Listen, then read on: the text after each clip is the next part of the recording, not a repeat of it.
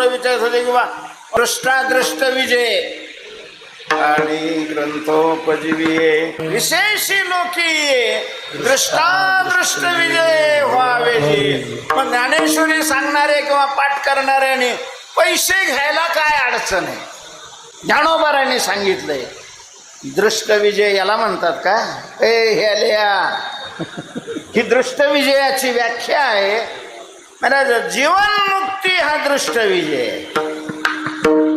आणि विदेह मुक्ती हा अदृष्ट विजय. तर ज्ञानेश्वरीचं चिंतन करणारा हा जीवन मुक्त होणं हा त्याचा दृष्ट विजय. पैशाने सुखी मनुष्य होतो ही मान्यताच या लोकांच्या डोक्यातून गेलेली नाही. मग कुठे कशावर बसलेले, गाढवावर बसले का घोड्यावर बसले काय महत्व आहे. साधकपणाही नाही तर सिद्धपणा कुठून आलेला आहे.